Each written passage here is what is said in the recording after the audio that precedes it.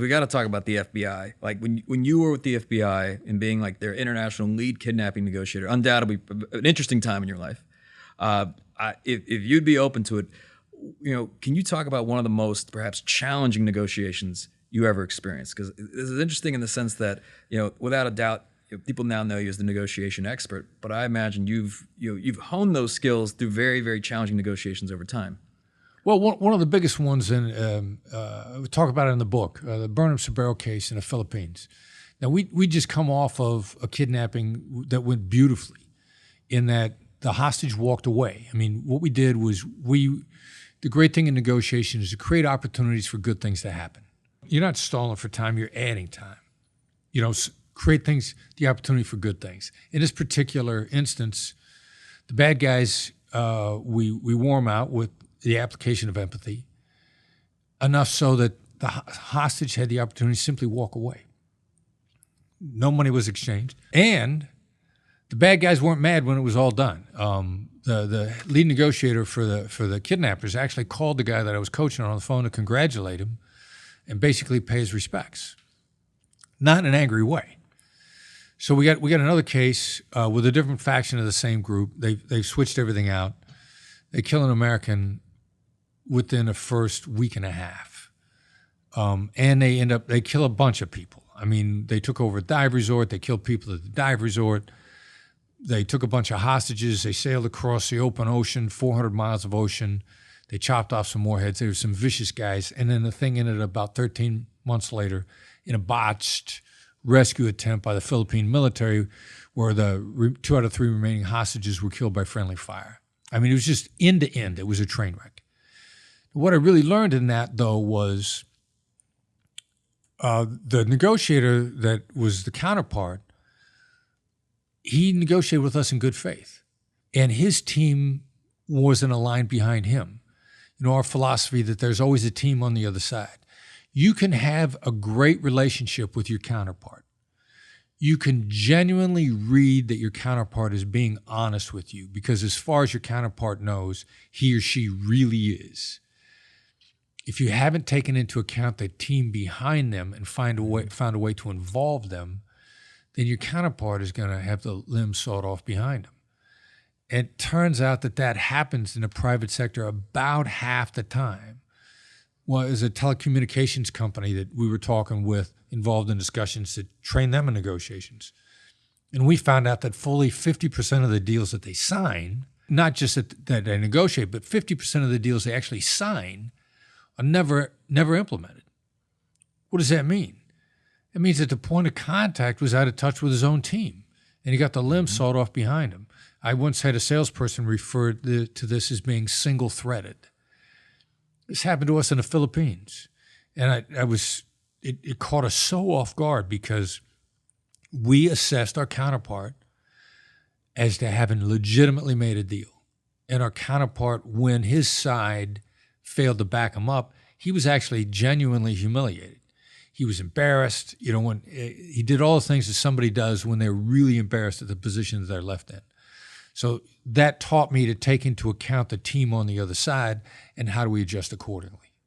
So on that note, what are some ways to adjust accordingly? Because I imagine this happens. I mean, this does happen all the time. Let's say you're in a sales negotiation. The person you're speaking to sounds great. Let me run it by my team. We'll send it back over tonight, and then things go away, right? Things go away. What happened, right? It's almost like that another negotiation had to take place that we weren't a part of. Right. Well, so then the secret to gaining the upper hand in a negotiation is giving the other side the illusion of control. First of all, to get your counterpart comfortable, you got to give them the illusion of control. That's principally going to come through how and what questions. How and what questions are very deferential. It's not that you got an answer, it's the effect you had when you asked. So the effect you want to have when you ask is like, how does everybody on your side feel about this? How do the people that have to implement this, how do they see this? Now your counterpart's going to be, they're fine, everything's good. But the point was you asked the question which plants a seed in their mind. And then they're going to think twice about it. And you need to ask those questions a couple of times, enough so that this person starts to think of themselves, maybe I better double check. because they think it's their idea. There's a little inception going on here. Remember that Leonardo DiCaprio Mhm. movie, trying to plant a seed. You're trying to plant a seed in their mind that the rest of their team is important. They have no idea that that's what you're doing. You're doing it deferentially, innocuously. As soon as they start going back to the people on their team, those people start to get looped in. You now begin to deal with your implementation issues. You're less likely to get single-threaded. So I know when you talk about this, you talk about like a mindset of discovery when you go into negotiations. Right. What do you mean by that? Is it really just trying to understand how a decision's made? Who's involved? Just try to gain clarity on the situation. Well, a couple different things. First of all, the mindset of discovery is actually, it's a hack for you. It's basically a positive frame of mind, and it's curious. And you can actually take in more information. You see things faster when you're in that mindset. You pull in more data. Your pattern recognition increases. All the things that go to higher mental performance. So first of all, if you have a mindset of discovery, you're going to be smarter. You could easily argue probably at least 31% smarter, which is enough of an edge that if you're interested in edges, you're going to want it. Then the other thing too is, by definition, it's an asymmetric world. It's an imperfect world. We know we don't have all the information, yet we act like we do. There's never a negotiation where you're not holding stuff, holding stuff to the vest. There's never a time when you don't have cards that you're holding back. Well, if you're not doing that, then that means they got the same dynamic. So we intellectually know there's stuff that we don't know. Now, the crazy thing to really bend your mind around is what happens in the overlap. Because not only, since I don't know what they don't know, the Donald Rumsfeld line, the unknown unknowns, but what's really sweet is when you hit the overlap, and between the two of you, you discover stuff that if you're holding it back, it's important, which means you're going to get an exponential effect if you can uncover it. Now, I imagine there's people that, are there people that can't be negotiated or reasoned with? It's not that they can't be reasoned with. It's a little bit of what journey are they on to begin with? How scared are they? What's really the goal? Like in kidnapping negotiations, we had to recognize early on whether or not the goal was to actually kill the hostage. The other side's on a killing journey. And so they want you to be part of that. The best you could do is get out of the journey. If the best thing you could do is to disrupt, then you simply withdraw. So that's something like asocial violence, essentially. Right. So if somebody walks into a movie theater, starts shooting up everyone, that's not a person interested in having negotiation. Right. Or they're orchestrating a different outcome. Right. So in a business world, you don't really get that, but what you get is you get people that are so scared of the environment. And this is happening in the healthcare space a lot these days. They're so scared of making any deal, they'll come to the table and all they do is call names. All they are is insulting. There's overwhelmingly fear-driven. Now you can get people out of that, but you got to recognize that's what's driving them, and then you got to find a way to really gently help them see that what they're doing is actually counterproductive to where they say they're trying to go. Okay, so listening to understand is what we're getting at here, okay? Listening is the most powerful tool in your toolbox. People don't realize that, but you don't get information if you're talking. So by itself, just listening to the other side can be persuasive, because some people will go all day long, especially if they're at work, and nobody listens to a thing that they say. So when you're in the negotiation with your counterpart and you're actually listening to what they have to say, and you're labeling them and you're mirroring them and you're encouraging them to give you all kinds of information, they're feeling understood. Because in a negotiation, when you're trying to use tactical empathy, you should be seeking to understand the other side before you expect them to understand you. That's the whole big thing about it. You're showing deference to the other side. The other side is the most important. It's not about you. Nothing is about you. And you don't look for common ground. Okay. We're not big pushers of common ground. It's not going to matter if your son and their son both play t-ball together. It's not going to get you to an agreement faster. It's going to be like a little, just oh, your son plays t-ball. My son plays t-ball. That's not going to make them like you any better, honestly. Yeah, you have something in common. Doesn't matter. They have that in common with a million other people whose kids play t-ball. So common ground really isn't going to get you anywhere if there's not any kind of empathy behind it. So what we say is listen to what they have to say. Don't comment about yourself. The way I like to play it is I label and mirror someone and try to get as much information as possible from the other side, giving away as little as possible from me. That's just a tool that I use that helps me get to tactical empathy, because it's very easy, even for those of us that have been using the skills for a long time and we're pretty well versed in this. It's very easy to get caught up in a conversation, and all of a sudden a lot of your stuff is being insinuated into the conversation. And if you're having some kind of a negotiation with a counterpart, you don't want that. Okay, you want information from them. That's how you find the black swans, encouraging the other side to talk. So you label, you mirror, you listen to what they say, which lets you get to a deeper label and a deeper mirror, or not a deeper mirror, a deeper label, which will potentially lead you to a black swan. That's how they get uncovered. Okay. The more you label, you get more information from the other side. That's when those unknown things are going to come out that will change the whole scope of the negotiation. You can't get that information if you're the one doing all the talking. Okay. You have to basically give the other side the chance to give you that information. Okay. So listening is how you do that.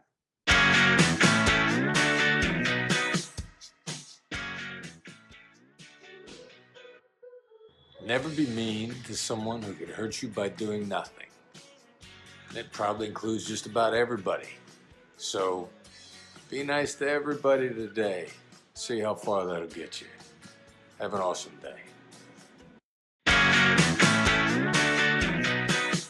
The most dangerous negotiation is the one you don't know you're in. I met the guy who started the website Post Secrets, and it was about sending in your secrets anonymously. He got a message, including a brand new Starbucks coffee cup, which proved that the guy worked at Starbucks. And the note said, "I give decaf to people who are mean to me." The most dangerous negotiation is the one you don't know you're in. For those of you that think you might be developing a tolerance for caffeine, well, be nice to people today. Be likable. You're 6 times more likely to make a deal with somebody you like. Be likable. It increases your deal-making ability. Plus, when you're likable, you're in a better frame of mind. You're more positive. You're 31% smarter. So be likable. You increase your deal-making ability. You make yourself smarter, and you have a better day. The last impression is the lasting impression. What's more important than the first impression? The last impression. You can get away with a mediocre first impression. You can't get away with a mediocre last impression. Make a positive impression at the end. Say something that's true. Express positive regard. Express positive hope for a great outcome. Whatever it has to be.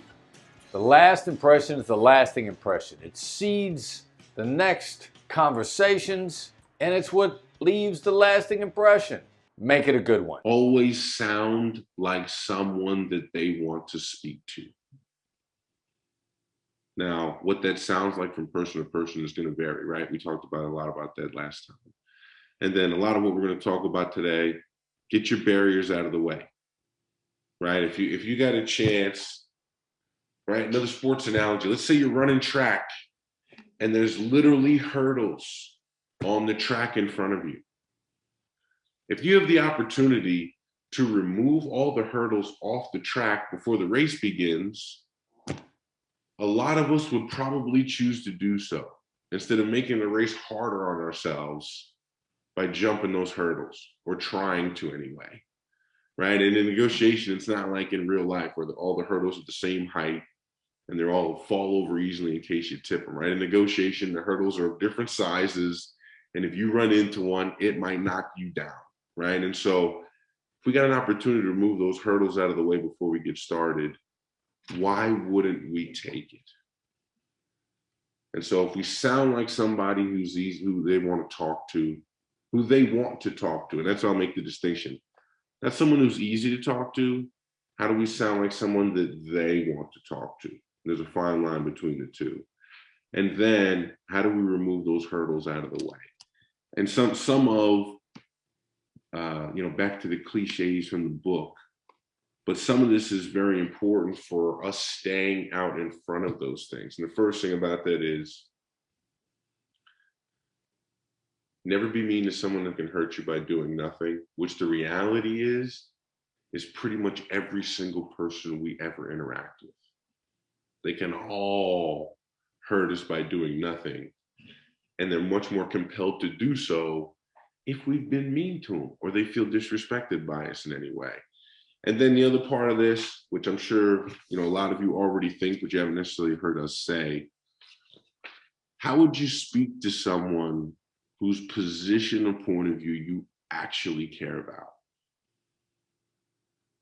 And that's something I actually struggle with, because I'm that type of person. I like to give advice, especially people that I care about, right? I want to give them advice. I want to tell them how to solve it. I get caught up in problem solving mode. And when I do that, I know that I'm actually ignoring their point of view or positioning because I'm problem solving. I'm not actually listening at a deeper level. I'm trying to help them figure out how to solve it or how to help them see the solution as opposed to just listening deeper. And those are two very different things. So again, keep those things in mind. It's much harder to get our barriers or our hurdles out of the way if we're not focused on how they're affected emotionally at a deeper level. What does the smarter look like? So if all of this is about 2 lines of code, like so much of your book revolves around, once you understand how people are wired, once you understand what their religion is, once you understand their 2 lines of code, we become controllable isn't the right word, but we become movable. Influenceable, if that's a Yeah. word. So how do we begin to suss that out? So when you're sitting across the table, and I know that a lot of this deploys against business negotiations, but I want to keep it when lives are on the line. So ultra high stakes, literal life and death. What are you asking? What are you looking for? How much of, like, the fact that you guys have these teams and everybody's broken up, okay, you're looking for positive statements, you're looking for negative. Walk us through that. What's the setup? And then how are we going to tease out this information? Well, the setup is, we're going to pull together a team because there's so much in what's said and the way it's said, even more in the way it's said, that there's more information coming off a person, even if you can't see them. There's more information that you can keep up with if you're not trying to respond.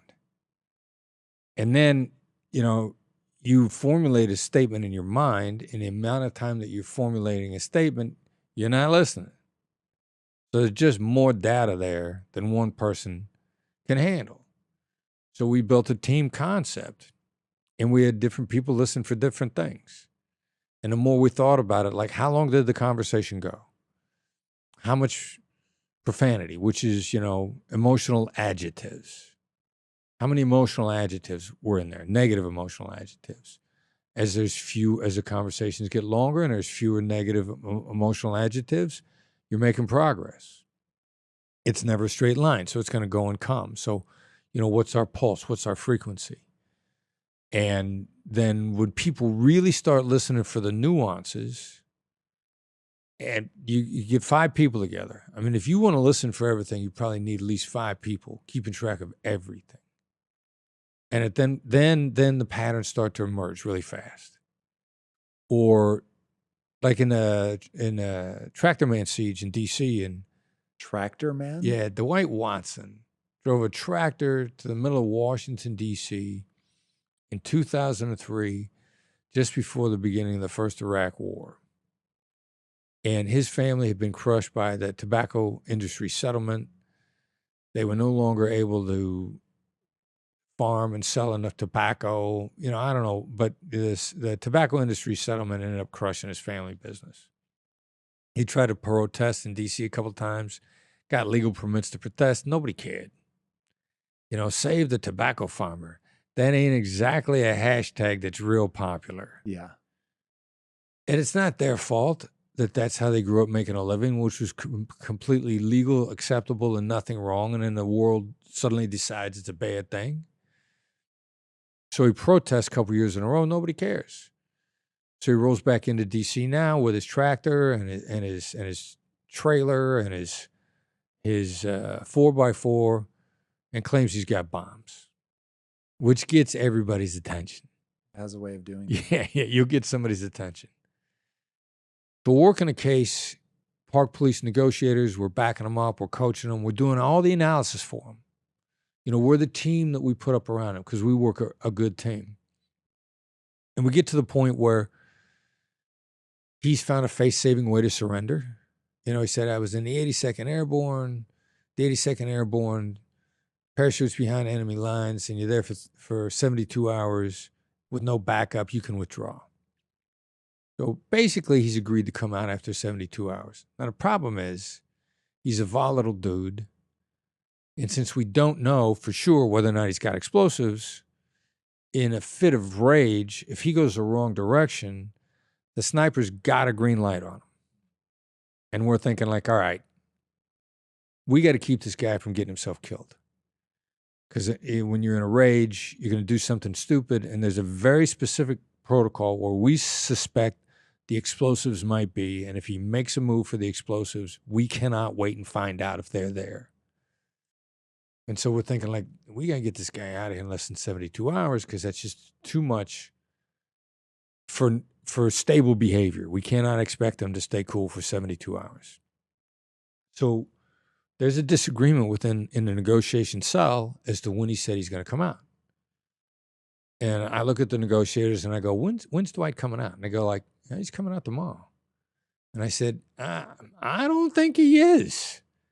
I think we're still 36 hours away. We're not 8 hours away. Well, we'll call him and ask him. And I'm like, hold it. Before we call him, in the event he's not coming out tomorrow morning, what are we going to say to get him to change his mind? Now, we've heard all this military stuff, all this hyper-masculine stuff. And buried in the military jargon and the hyper-masculine stuff, there are hints of his religion, which is Christianity. Just hints of it, just hints. And Winnie Miller, a female negotiator on my team, sitting in the back of the room. And what do we say? What do we say? What do we say? And Winnie goes, tell him tomorrow's the dawn of the third day. Because, in the Christian religion, Jesus crucified on Friday, he gets up on Sunday. That's 48 hours. That ain't 3 days. That's not 72. It's 1 day to Saturday. It's 2 days to Sunday. So we're thinking about this, and we're like, yeah, okay. Dawn of the third day. So we call him back on the phone. They go, Dwight, when are you coming out? You coming out tomorrow, right? And he goes, no, I'm not coming out tomorrow. And then the negotiator brilliantly, because delivery is as important as the words, she brilliantly says, Dwight, tomorrow's the dawn of the third day. There's this long silence on the other end of the line.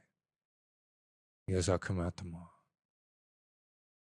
Now, she saved his life, because I promise you that 24 more hours, he'd have cracked and he'd have made some move where the sniper would have taken him out.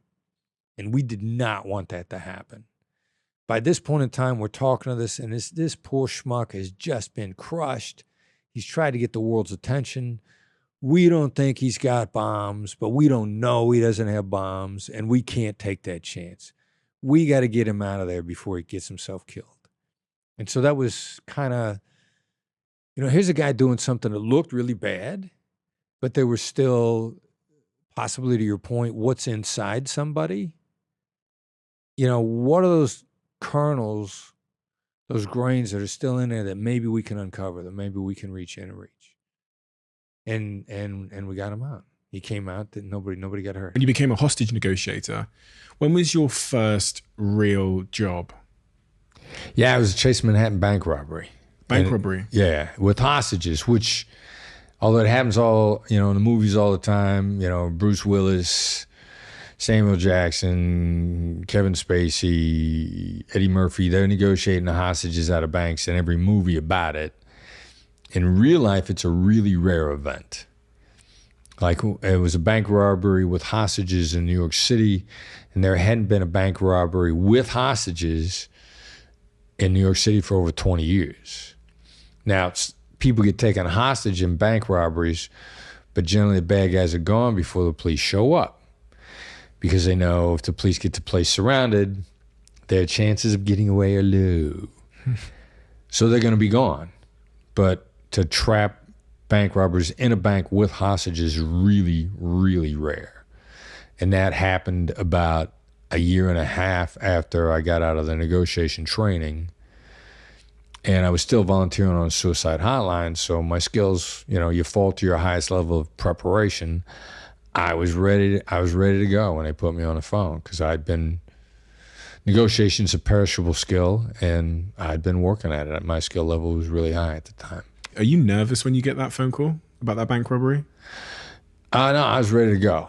I mean, I was doing it because I wanted to get involved. I wasn't doing it to get the T-shirt. I was doing it because I wanted to get involved. And as a matter of fact, like, I was never asked to go. A friend of mine had taught me, and having made a mistake previously, I'd learned the lesson of just show up. If something's going down, show up. I heard this advice from a government official not that long ago, and he said, run to trouble. Always run to trouble. There's a whole bunch of reasons for that, whether it's business or law enforcement. One of the nice things about running to trouble, running into, figuratively, theoretically, running into the burning house, you don't get criticized as much. You run to trouble. If you're running into a static situation or something that a bunch of people have been dealing with for a while and it's just been sitting there in deadlock, and whatever you do, people are going to criticize you, because they failed and you're doing something different and they don't want to see you succeed. But if you're running to chaos, you're running to trouble, the criticism is much lower. Mm-hmm. Nobody's dealing with it. Somebody's got to do something. Decisions have to be made. It's a great strategy. Run to trouble. Mm. And I had come to like that a lot. So I'm sitting at my desk in New York. My buddy Charlie walks up and says, there's a bank robbery with hostages in Brooklyn. Let's go. I looked at a police detective colleague because I had an interview scheduled that morning. I said, can you cover the interview? He says, yeah, I got it. And we go to the bank and we show up. And a team forms, FBI and NYPD both show up because it's a bank. We know the PD negotiators really well. Their commander, Hugh McGowan, super sharp guy, knew what he was doing. He integrated the team. First negotiator on the phone was a PD detective. He points at me, says, you're the coach. We stood up the rest of the team around Joe, the original negotiator. Joe talks the situation into stalemate, which is not a bad thing because the threat level's not coming up. And Lieutenant McGowan looks at me and he says, okay, you're up. And they handed me the phone. And what was your job at that point? What was the bank robber asking for, and what was your job, your objective? Well, we didn't know it at the time. Like, the bank robbery was actually the classic great CEO negotiator. Like, the great CEO negotiator is going to act helpless at the table because he doesn't want you to force him into a commitment. I found this out some years later when I was learning negotiation at Harvard. They call the business strategy, blame somebody who ain't in the room.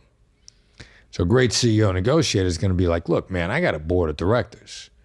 Like, I got to be careful what I commit to here because this board of directors, I do the wrong thing, these guys are going to fire me. They're going to throw me right out of this company. And if the guy does that, he's got all the power in the world. He don't care about his board of directors. He just doesn't want to get backed into a corner. So the bank robbery, we get on the phone with this guy, the guy who orchestrated the whole thing. And he's like, man, I'm scared of these guys in here. These other guys that I'm with, man, they're dangerous. Like, I'm scared of them. They might hurt me. So I got to be careful what I say to you. Oh, no, here they come now. And I got to hang up the phone. And he was making it all up. You know, initially, our initial assessment is this guy's an inadequate personality. He's scared to make a decision.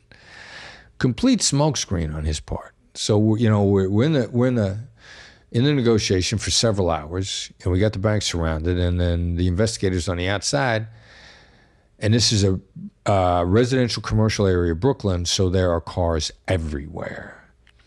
And they identify the owner of every vehicle on the outside and talk to them, except there's one van out there, and it belongs to this guy.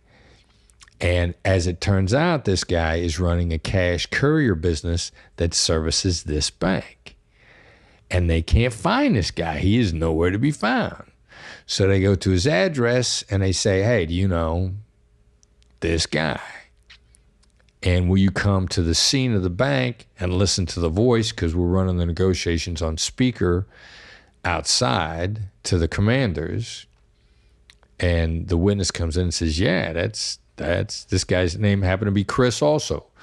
So they voice ID this guy, and he has never given us his name. This is another great technique. If we meet and I don't give you my name, it unsettles you. You don't feel you've connected with me. And this guy would not give us his name. So, we got a voice ID on him. When the lieutenant says, you're up next, he says, I want you to confront this guy about his name as quick as you can.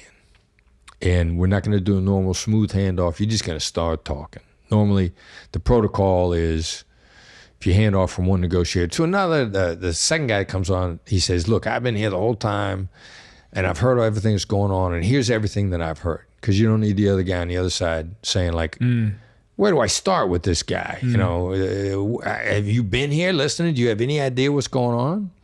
It's a smooth transition. But a lieutenant, his gut instinct is like, yeah, we're not going to do this. This guy's a manipulative guy, and in a really subtle way, we're going to start taking back control. And we're going to start by not doing a smooth transition. So I get on the phone, I'm talking to this guy. Now, this is a cagey dude. We shift with no intro.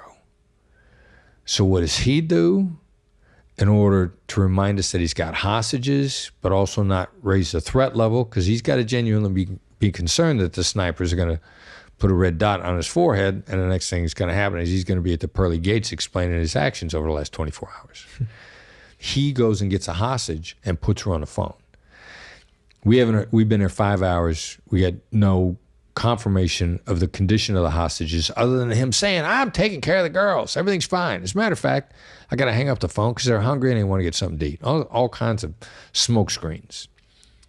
So I'm on the phone and I hear this female voice come on, go like, I'm okay, I'm okay.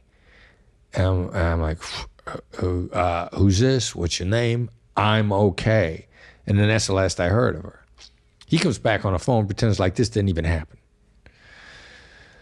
So I'm like, all right, this is a cagey dude. We're going to go forward. I'm going to find a way to hit him with his name, but do it gently. So I start talking about his van outside, which he knows is out there. He just doesn't know that we've identified it. And I said, we got a van out here, and we found the owners of every van and spoken to them except one. And he goes, we have more than one van. Now, I got no idea what this guy is talking about. So I did what we refer to as a mirror. I just repeat the words because my brain is like, what is this guy talking about? So I go, you have more than one van? He goes, no, we only have one van. I go, you only have one van? And he goes, yeah, and you chased my driver away. I go, we chased your driver away? He says, yeah, when he saw the police, he cut and run. Now, this super control freak guy is now blurting stuff out as a result of my mirror, my technique, that he did not mean to say. This ends up convicting his getaway driver who had gotten away, and we didn't even know there was a third guy. How did that case end? Everybody came out. Why did the bank robber concede in the end? Did he get anything he wanted? Well, no, didn't. You know, and you know, how do you negotiate when you're not going to give them anything? You know, you help them see a different vision of the future. Is what it really boils down to. And what you really want them to see is a vision of future where they live, and then you're hoping the survival instinct kicks in. And then when the second guy got on the phone with me, his principal concern was getting killed. Right. And his secondary concern was being handled roughly when he came out. Of course, he knew that they had beaten the women on the inside, and that may contribute to his being handled roughly when he came out. But he, number one, didn't want to get killed, and number two, my opening line was, look, when you come out, you'll be treated with dignity and respect. And I said that to him enough times that he decided it was going to be true, and he asked to meet me face to face out in front of the bank. Was he treated with dignity and respect when he came out? 1,000%. You got to keep your promises, because, and you know, this was one of the things when I was teaching negotiation at Harvard. You know, my academic brothers and sisters up there were like, would you lie to get the guy out? And my answer was no. And they'd say, like, yeah, but let's pretend, let's imagine that a terrorist has got a nuclear bomb in Boston, and you know that if you lie to him, he won't set the bomb off. So how do you answer that one? And my answer is, well, number one, the guy's probably testing me to see if I'll lie. So I got to watch out that it's not a trap. Number two, if he's not testing me, he's going to be a better liar than I am, and he's going to sniff it out. You can't lie to a liar. You just can't. They're too good at it.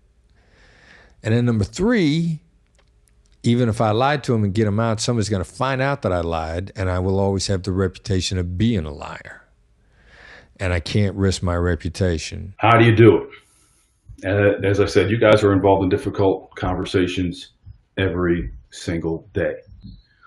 There's probably not a day that goes by that you're not telling somebody within your area of responsibility, no.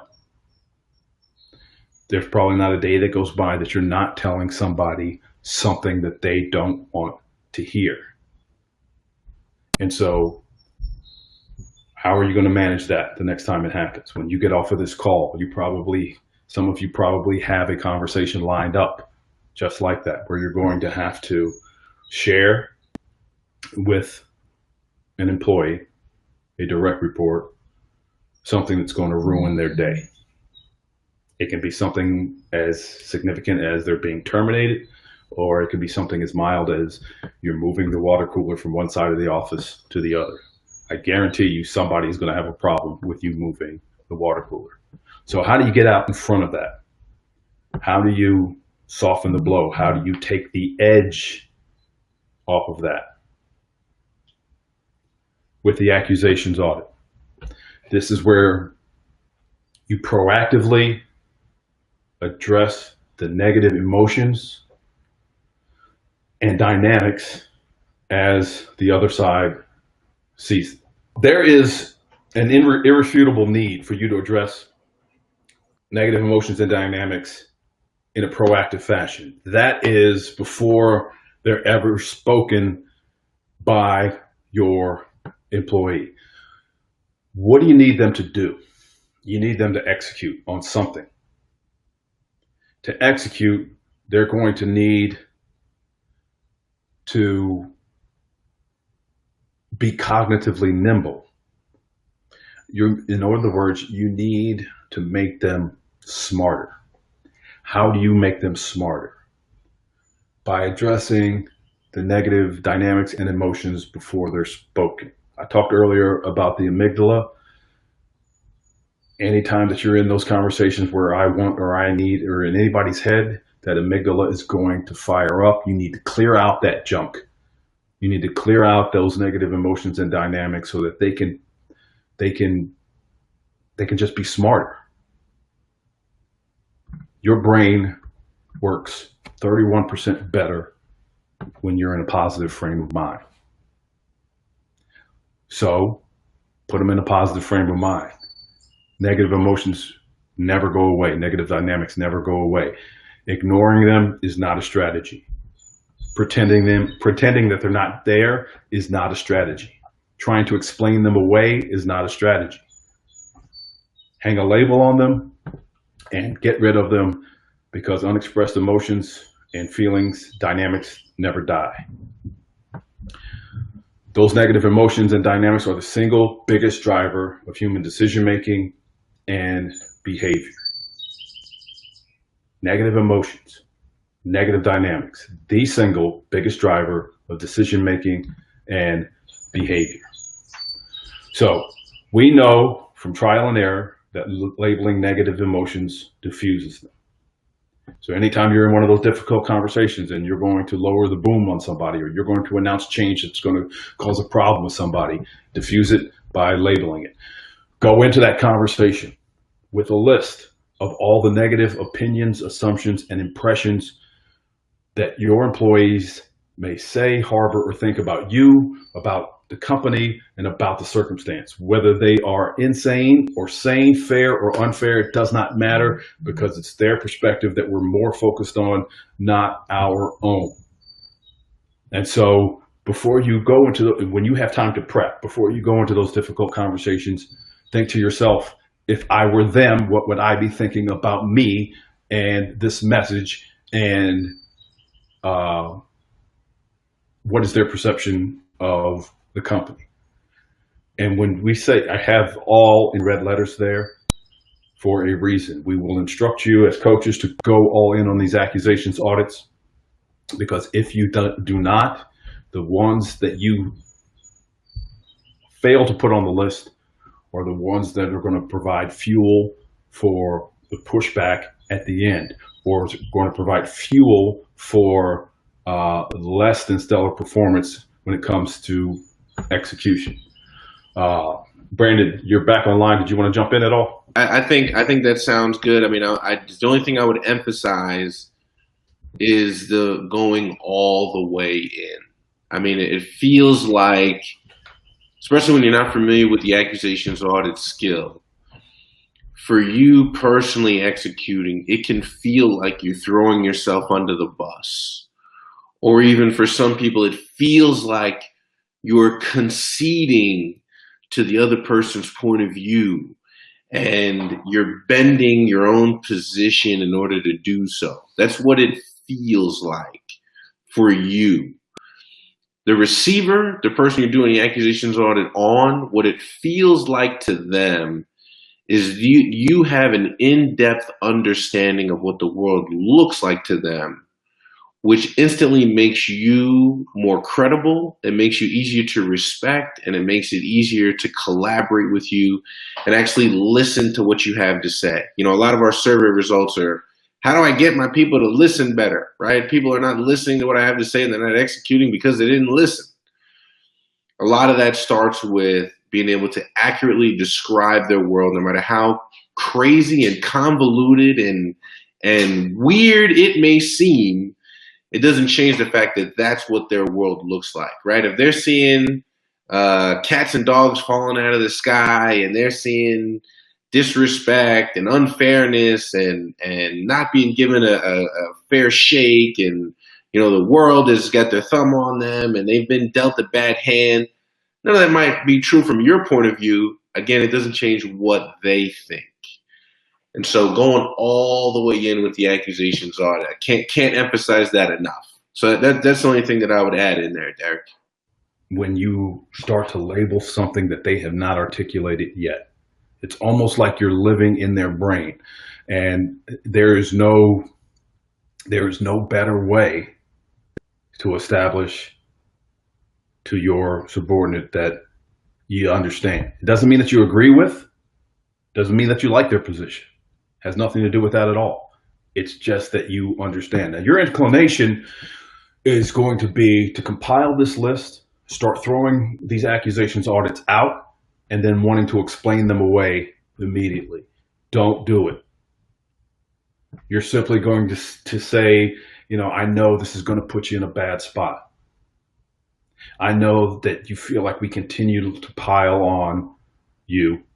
You probably think that we're just trying to impose our will. And once you start to lay all of that out, you're not looking to explain why it's not the case. You're throwing it out and letting it sit, pausing a second or two between each one. The goal is to get them to cut you off, to tell you, no, I wasn't thinking that, or no, please, let's stop this. Let's go on. What's this all about? Either way, you're giving them, or they're giving you permission to take the conversation in the direction that you ultimately want it to go. But it sounds like it's their idea to move the conversation forward. So, moral of the story, if you come up with 10, use all 10. Because the ones that you don't use are the ones that they're going to kill you with at the end of the conversation, or kill you with when it comes to actually executing. I'm going to throw the first question out there. Everybody's desperate in just asking this question, because I notice you have, this audience has a lot of discipline. Everybody's trying to practice negotiation on a regular basis. And the first challenge since the pandemic earlier this year is that people sort of lost touch with that daily practice. They really want to know, like, how I saw examples, how to negotiate at Starbucks, how to negotiate with a travel vendor or agency.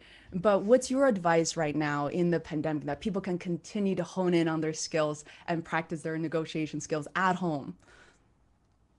Well, we use it with everybody we communicate with. We use it with each other. I mean, one of the questions that we all get a lot is, what if you're up against a Black Swan trained negotiator? And that's fine. I mean, Brandon asks me all the time, is it a ridiculous idea? Are you against? Derek asks me all the time, I can't believe how stupid you are. Stuff like that. I mean, we're sorry. It's going to be one of those days. But yeah, I mean, what do you guys think? Am I crazy? No, and I think you're right on the money. I mean, every opportunity to communicate is an opportunity to practice. And, as of late, one of the ways we've been directing people is, if you're still paying utilities, right? You got utility bills. Those are great people to call up and use your skills on and get your bills down, right? That's one perfect way to practice. Mm-hmm. And the other thing is the foundation, where this stuff came from, the world of hostage and crisis negotiation. 95% of the jobs that we did were on the phone. We didn't have physical contact with the people that we were dealing with. So the fact that people are out of their normal environments and they don't have that regular human to human contact should not diminish the opportunities that they have to practice the skills via Zoom calls or via regular phone calls. The environment has just changed slightly, but all of our stuff is predicated on hostage negotiation, and we were rarely ever face to face. Yeah, I love that. Thank you for clarifying. So everybody who's watching, start negotiating, start practicing right away. And, there's one question I love, which came from Adam, which is, which are the skills that you teach, do people generally find most difficult to learn, and why? I'm actually kind of curious to hear what Derek has to say on this, because I got a couple of ideas. Derek, what's your perspective? I think you know where I'm going to go. I'm going to go with the accusations audit. Yeah. Hands down, the most effective skill that we have, the most potent, the most powerful, hands down, the most difficult to absorb and execute. Simply because when you talk about the Black Swan skills being counterintuitive and being awkward, the accusations audit is awkwardness on steroids. And because you're pointing a negative light back at yourself. And when you point a negative light at yourself, you're making yourself uncomfortable. And when you're uncomfortable, what you want more than anything else is to be comfortable again. So that's where we find a significant amount of the pushback is with the accusations audits, because it's hard to take that negative light and point it at yourself and saying, this is what you're probably thinking about me. And it's all negative stuff. And so getting people to overcome that discomfort and execute anyway is probably the biggest challenge. Yeah. Good Brandon? point. Yeah, there's nothing Derek said that I would disagree with. However, I'm going to give you the classic negotiator's answer as far as what's hardest to learn. It depends. And a lot of it just depends on the individual. And so if you're part of the group that has read the book and have started trying to execute on your own, the thing that really is like the sticking point is probably the accusations audit. Right? If you're a novice and you're just getting into it and you're just starting to learn, people really struggle with labels and really on the side of executing them at their highest degree. You know, like surface labels are pretty easy for people to wrap their mind around. Seems like price is important to you, right? But being able to construct a label that actually identifies the motivation behind how they got to this price point, that's a little bit more difficult. Labeling things that aren't actually said in the negotiation, you know, is tough. It's a harder thing, and it, again, just takes practice. But yeah, it depends. It depends on who they are or how much knowledge they have and what they deal with. Yeah. Chris, do you want to add anything else? Yeah, I mean, there's so much on it depends, situation drives strategy, like Brandon likes to say. Where are you in your journey? Mm-hmm. Labels are one of the first things to get over the hump with. You get to labels, and depending upon how comfortable you are with calling out negatives and then being proactive. And that leads right into the accusations audit, the fear of that. I mean, probably the fear there is the biggest. That's the single biggest fear-based obstacle there. And simultaneously, if you're getting good at labels, making a jump from labels into summary is hard because, we teach people really hard, to go silent, go dead silent. We used to call it effective pauses and never split the difference. Book we got coming out collaboratively. Brandon and I and a couple of other people are working on. In the spring, it'll be out late spring, early summer. We're changing effective pauses to dynamic silence. Mm-hmm. So, getting people to go dead silent. Like some people feel like they're going to burst into flames before they could go dead silent.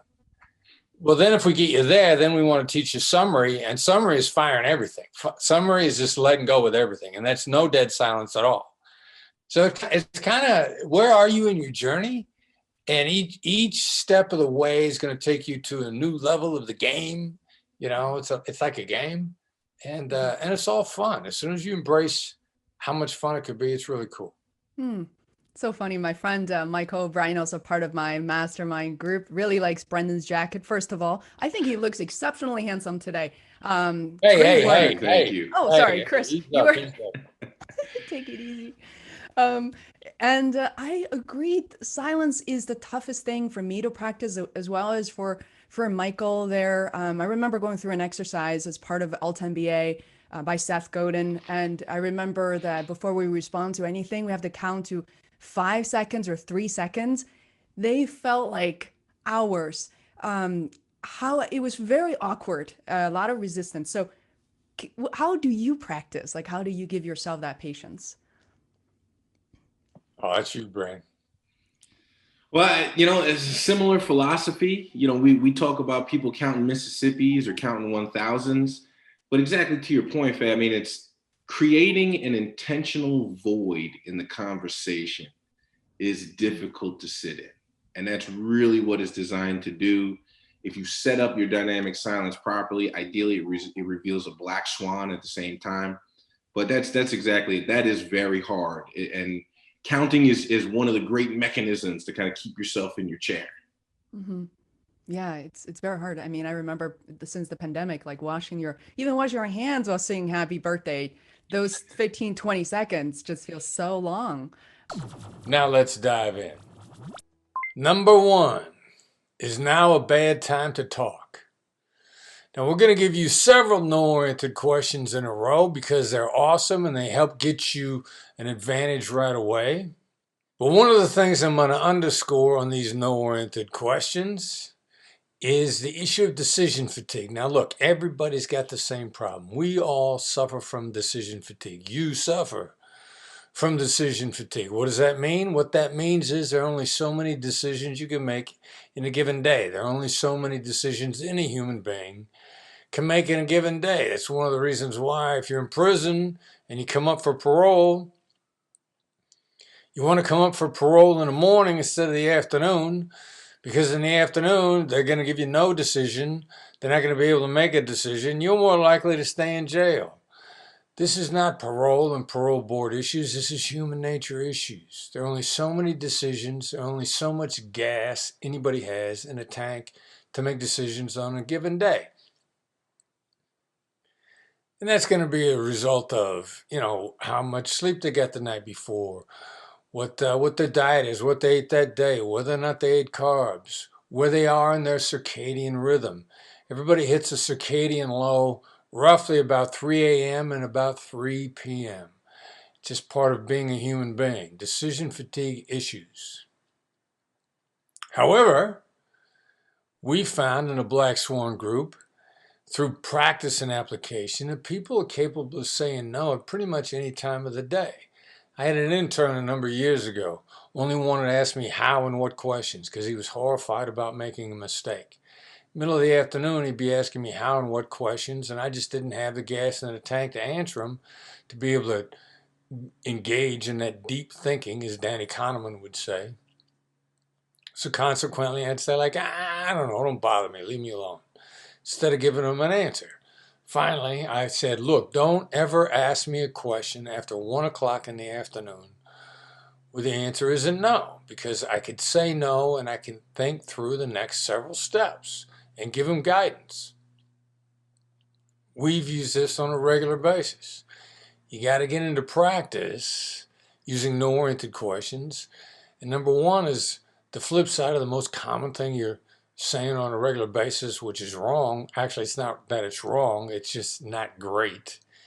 Is, have you got a few minutes to talk? Now, I know you mean that respectfully, and we're not throwing respect out the window here.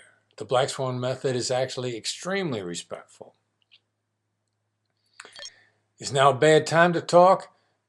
Test drive it, use it on a regular basis, build your no-oriented questions, mental synapses, and experiment with the sort of answers that you get. You're gonna like them. And as a side note, I would say to you, anybody that would say yes to that, do you really want to talk to them then, at that moment, when they've actually said yes to that? No, you don't. Right, number two, is it a ridiculous idea? Use this in place of, is it a good idea? For all the same reasons that I just gave you. You got to get your practice in. Number three, are you against XYZ, whatever it may be? Instead of, are you in favor of? Again, you've got to use this to get into practice. We had a woman in a hospital services company once who was a little skeptical of our no-oriented questions approach, walked out of the room during the training and reached out to the head nurse in a hospital about a program that she'd been trying to get the head nurse to accept that the head nurse had been rejecting. Instead of saying, do you want to agree or would you like to do this? She said, are you against? And then asked the question. The head nurse immediately said no. They came to an agreement and they implemented the program. She came walking back in the room and said, you guys are not going to believe what just happened. I've been trying to get agreement on this for weeks, and I switched from a yes question to a no question and cut the deal. Got to get your reps in. Number four, have you given up on X, whatever that X may be? This is context driven. What's the context? It has to be something they've already started on. Otherwise, you're using a Black Swan skill as a manipulative trap, which is not what we advise. They have to have already started on this. Now, when do you use this? You use this when they are ghosting you. They've gone silent on you. This will restart your conversation 999 times out of 1,000. Don't let the fact that it stops 1 in 1,000 times stop you, scare you. Nothing works all the time. This works more than anything else does. And what makes it work? Well, you got to keep this in mind. Your system is perfectly designed to give you the outcome you've obtained. If they've gone silent on you, you've been doing something to contribute to them going silent on you. You've probably been explaining. You've probably been pitching. You've probably been educating. Got to stop all these things. Restart the conversation with this one-shot restart. And then your very next move is you got to get a TR out of them. What's a TR? That's right. How do you get a TR? How do you get a that's right?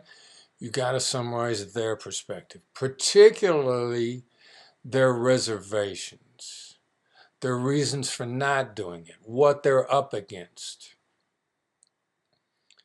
the difficulty of what they might be facing, and then go dead silent.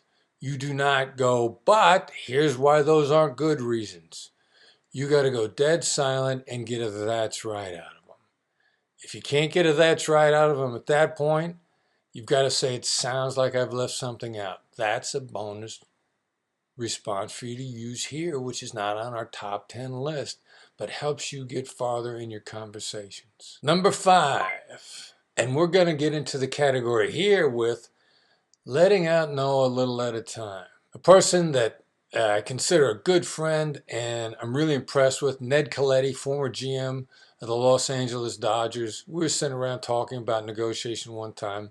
Ned is a phenomenal negotiator, and he told me the phrase, I like to let out no a little at a time. This is a great attitude. You do not want to let people get blindsided by you suddenly saying no. You've got to let it out a little at a time. And the first way of letting out no a little at a time in a highly collaborative way is, how am I supposed to do that? Now, many of you know this is one of the most famous lines with the Black Swan method, and it's pretty much the opening story in the book Never Split the Difference. How am I supposed to do that? And we originally conceived of this as a way to passively say no, even passively aggressively against the throat-cutting negotiators that are really trying to kick your backside. And what it is in many other ways is, it's an implementation question. How questions are about implementation.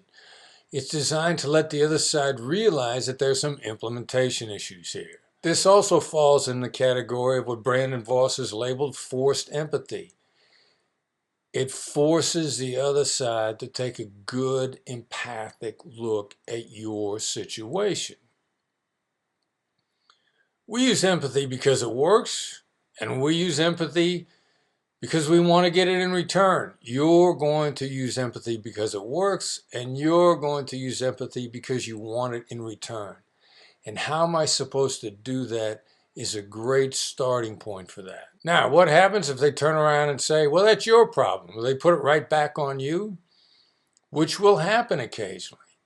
Once had a woman say, I used how am I supposed to do that, and it didn't work because they shot back right at me and told me how I was supposed to do that. Well, number one, the fact is it's not that it didn't work. The fact is that it's giving you a better, clearer picture of the situation.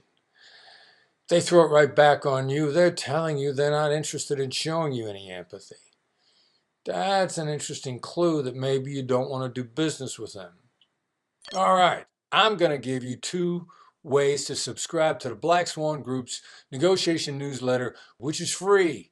Doesn't cost you anything. I had a colleague with the FBI that used to like to say, if it's free, I'll take 3.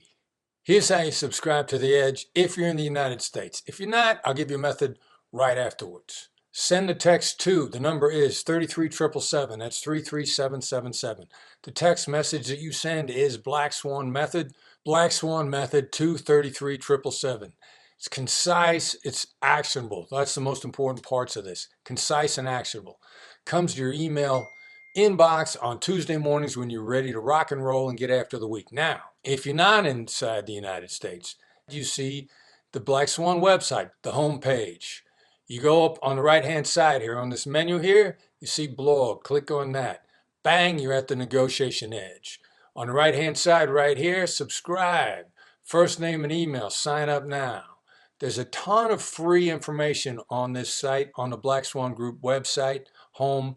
Look at it, get everything free that we have. If it's free, you should take 3. And in the model of letting out no a little at a time, here's the next no that you let out, which is number 6 on our list. And it is, your offer is very generous. I'm afraid that just doesn't work for me. Now here's the beauty aspects of this. You mentioned generous. You want to encourage generosity on their part. That's a good thing for you to throw into this statement. Second part, it just doesn't work for me.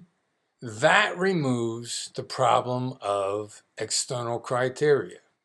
Now, my academic brothers and sisters like to talk about, well, let's agree on an external criteria. Why should you agree to the external criteria? Maybe the external criteria is okay and appropriate in a neutral situation or in situations other than yours. Well, why should external criteria apply to you? In many cases, it doesn't. You want to remove an agreement on external criteria from the conversation because they're only going to agree to external criteria that works against you, and you don't want to put yourself in that corner. This is a great way to come back with a much stronger no. One of the students in our class at Georgetown said they use that phrase, your offer is very generous, but I'm sorry, it just doesn't work for us. And he said the people on the other side of the table looked at each other and then looked back at him and said, you're right, it is high. Now that's an interesting response because you want to have an impact on what you say and what they hear. You want them to get across in their brain, if stuff doesn't work, there's a pretty good chance it's too high. You don't want them to feel backed into a corner when you're letting out no a little at a time, and this is a great way to do that. Don't back people into a corner. They will disagree even when it's not in their interest to disagree. Taking away their autonomy is a bad idea, and that's what happens when you back people into a corner. Now, number 7. This is another counterintuitive response, and you use it for when somebody calls you and says, how are you today? Instead of saying, fine, how are you? Or my back hurts, or it's a wonderful day. When they're calling you and saying, how are you today? What are they really trying to find out? Well, they're really trying to find out, are you in a mental place to talk about what I want to talk about? So here's how you short-circuit this conversation in a way that builds rapport, that they appreciate, gathers information, and preserves your most precious commodity and theirs, which is time. It sounds like you've got a place you want to start. They are going to love this. Of course they have a place they want to start. They've thought about it before they called you. Now, every now and then, somebody's going to say to you, yeah, I do have a place I want to start, but I really want to know how are you today? Cool. Then engage in the conversation. And then you can get back to the place they wanted to start. Everybody wins. Number 8, another counterintuitive response. And this is how you should respond to questions when you're asked a question. So the first way to respond to questions, and number 8 on our list, is, what makes you ask? Just like that. Now, when somebody asks you a question, what's more important is the question behind the question. What makes you ask? For 2 reasons. Number 1, most people are not good at asking questions. That question may be a result of a committee decision. You know how good a committee is? Well, let me give you an example. A giraffe is a horse designed by a committee. So committee decision questions are going to be off. On number 2, what's really driving at what make them ask is far more important than what they actually asked. So you got to find out, and this is not disrespectful. They're going to be happy to tell you. And if they're not, well, that tells you a lot about them too. And how can you respond if they say, just answer the question? Your response is, I want to make sure that I answer what you're really asking me. I'm just trying to dial in to what you're really after. More respect. If they don't like respect from you, that tells you a lot about them and whether or not you should continue to be in business with them. Now, what happens if it's the middle of the afternoon, they're decision fatigued, they're having trouble coming up with an answer, it's too in-depth? The alternate to great calibrated questions, and what makes you ask, is a calibrated question. You want to ask an alternative label, an asking label, if you will. And so number 9 on our list is the alternative to what makes you ask, and that is, it seems like you have a good reason for asking that, or it seems like you have a good reason for asking that. I gave you both inflections there. Make sure you shut the front door right after you use that label. What does that mean? Go silent. Count thousands to yourself if you have to. Let them break the silence. You won't get past 3. Be prepared to count to 10. And wait. Respectfully. This is a respectful dynamic, and respect is one of your best choices. Finally, number 10 on the top 10 list of Black Swan negotiation bullets. You're going to use this when the other side is failing to perform, when they're not living up to an agreement. What do you say? It seems like you have a reason for not doing, and then whatever it is that they didn't do, X, Y, perform, finish the contract, finish the work, call me back. They're going to have a reason. They're probably afraid to tell you. This is the best way to re-engage a collaborative approach to whatever the problem is so that they feel safe and respected. Always the keys to a long-term relationship.